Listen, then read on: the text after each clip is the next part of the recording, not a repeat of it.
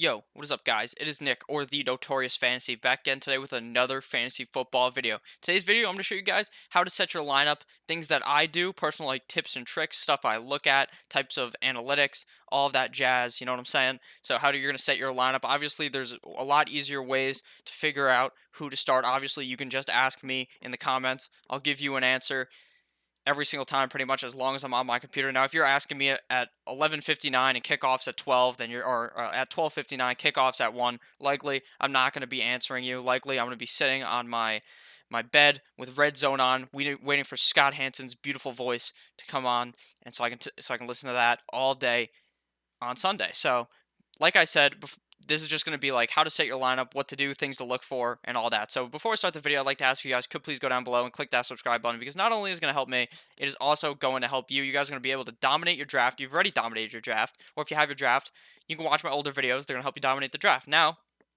you're setting your lineup. So you're going to dominate week 1. You're going to dominate every week from here to week 16. Kiss your beautiful fantasy football championship and be a goddamn winner, because that's what we are over here on this channel. We are champions over here, okay, guys? We are going to win you your league, or I'm going to win you your league. There's no other co-host of this channel. I just couldn't find anyone, you know? Maybe someone will come in down the road. So let's get into this because I just rambled for like a minute. So the biggest tip right here, it's not to look at the projections. It's not to look at any of that. The biggest thing you have to do is make sure that when you are setting your lineup, your guys that are going on Thursday night are in your normal spot. So obviously, I drafted Joe Mixon higher than David Montgomery, but David Montgomery's in as my running back. Why is that? You may ask. It's because my flex, if David Montgomery was in my flex and he was to, and say Joe Mixon was to get hurt, then I wouldn't be able to. I would need to put another running back in at that spot if David Montgomery or if Joe Mixon was my running back. Whereas instead, if Joe Mixon was to get hurt, now I can pivot to another flex option. So, say Joe Mixon goes down before the game, somehow breaks his leg or something. Obviously, I hope that doesn't happen. Then I can pivot to Robbie Anderson, or Latavius Murray, Justin Jackson, Justice Hill, Traquan Smith, whoever I want. Then you can easily pivot.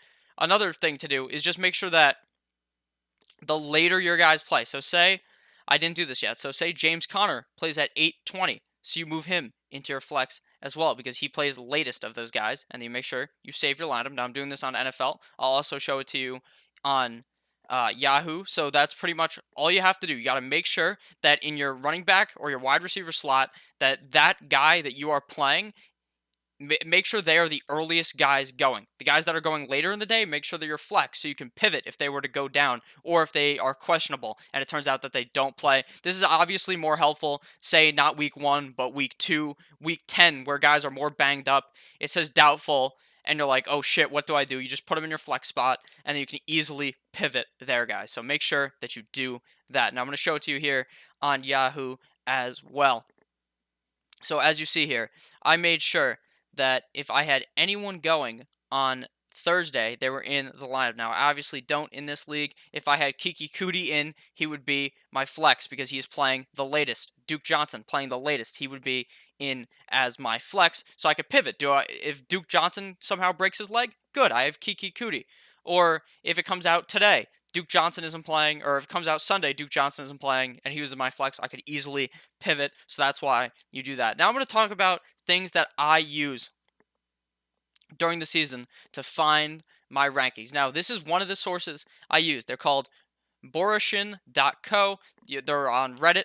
They're very helpful. Now, what they do is they create tiers, and I look at the tiers, make sure you select the correct thing, and then say I have Joe Mixon and Aaron Jones. Obviously, likely those are your top 2 running backs if you have them. But say they're your running back 2 and 3, and you're trying to decide who to put as your running back, and you have another wide receiver to play in the flex. So what you would do is you just simply look here and say, oh, Joe Mixon's higher than Aaron Jones, so I'm going to start him.